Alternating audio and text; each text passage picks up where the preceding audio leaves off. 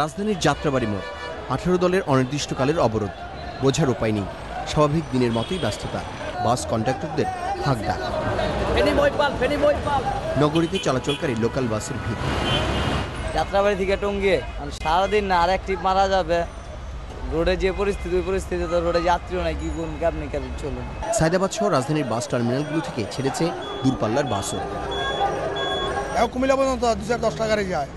Sir, আমি একজন driver, আমরা ঢাকার শহরে থাকি, নিরুপায়ে এখন গাড়ি চালাইতে। আমরা আর গরিব মানুষ স্যার, আমরা বাসা ভাড়া দিতে পারি না, বাল বাচ্চা চালাইতে পারি না। এই কারণে স্যার আমরা বাধ্যগত ভ্যাটের শিকারে বাধ্যগত চালাইতে স্যার।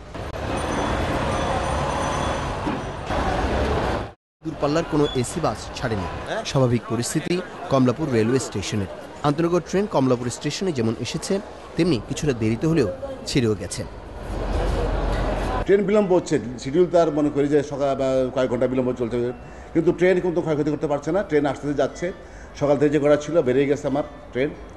আর ঢাকা থেকে নারায়ণগঞ্জ 32 ট্রেন সব চলাচল করতেছে। ঢাকাতে যত পুচখারা ট্রেন সে চলাচল করতেছে। মোটামুটি বলতে চাই সার্বিক অবস্থা খুবই ভালো। 11 সিন্দুর এক্সপ্রেস, আমি আসছি কুলিয়ারচর থেকে। ঢাকার রাস্তায় অবরোধের তেমন কোনো চিহ্ন নেই। কিছু স্থানে বিচ্ছিন্ন মিছিল আর ককটেলের বিস্ফোরণ ছাড়া মোটামুটি শান্তিপূর্ণ রাজধানী। Masrur Shakil, channel I, Dhaka.